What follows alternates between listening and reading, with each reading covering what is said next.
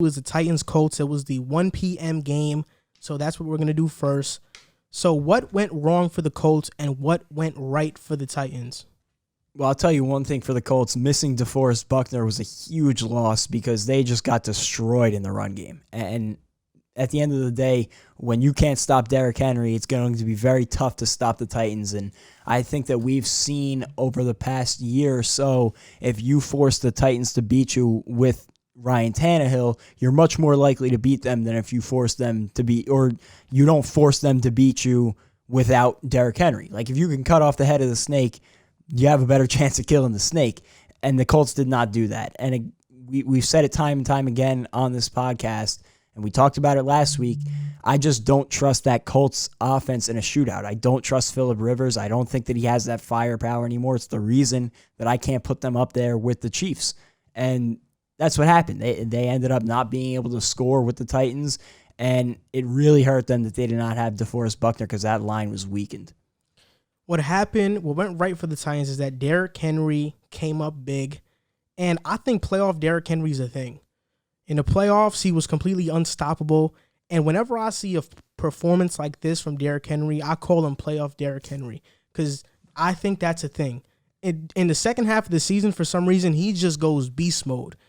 Shout out to Marshawn Lynch. But what went wrong for the Colts is that DeForest Buckner was out and Danico Autry were out, their best two run stoppers. Yeah. Without them, their defense is completely different.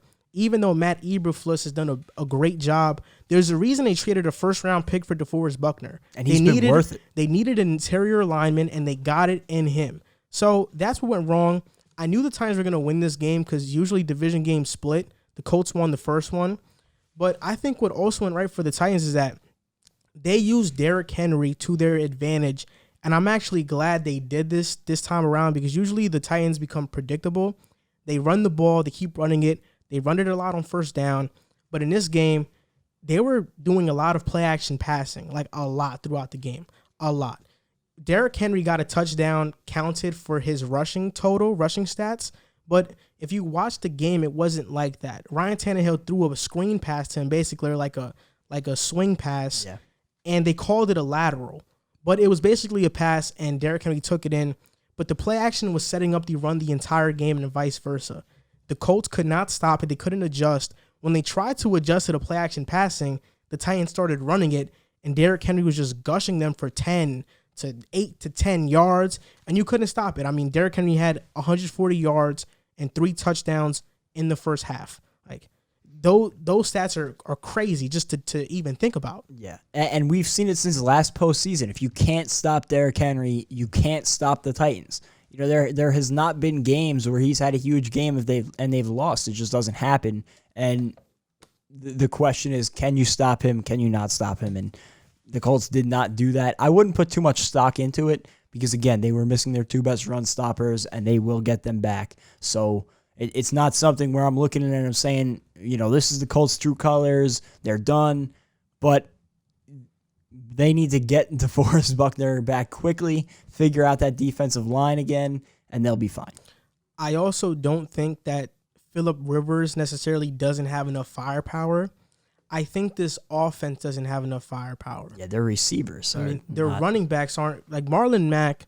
Even though he has some moments where he flashes that he can be a 3-down back, he's more of a 3rd-down receiving back, and he's very explosive in that role.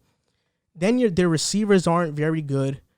People still like to view T.Y. Hilton as a number 1. T.Y. Hilton is not that guy anymore. He's 5'10". He's small. He doesn't have much body mass to him, and he came into the league as a burner. He ran a 4.34 at the combine.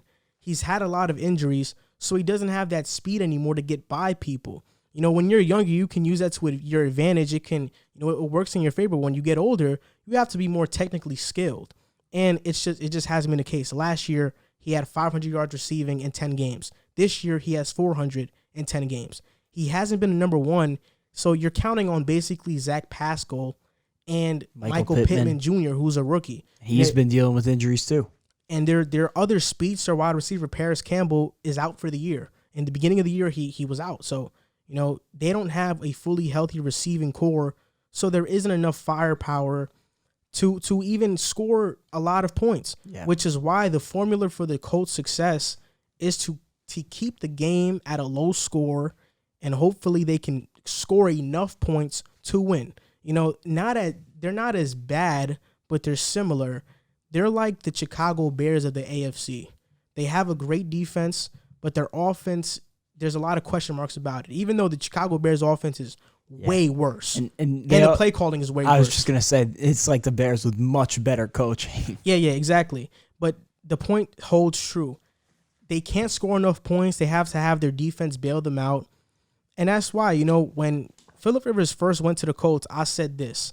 I said that he's kind of going into like a yin-yang situation. In the Colts, great receivers, no O-line. In the Colts, in the Chargers, great receivers, no O-line. With the Colts, a great O-line, no receivers.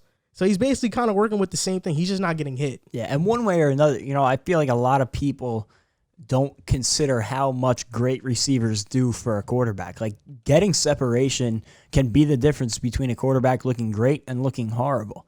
And you saw, I feel like the Chargers were able to develop much more explosive plays last year with Phillip Rivers, and obviously now with Justin Herbert.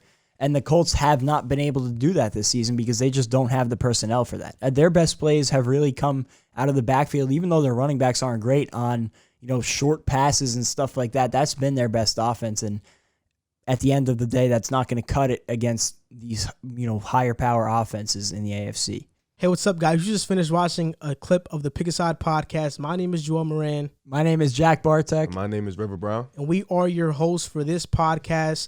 We want to thank you guys for watching the clip. Like, subscribe, and comment, and share if you would care to, because it helps us grow. And we're trying to make this a full-time thing. Thank you guys for watching. Thank you guys for supporting, and see you next time.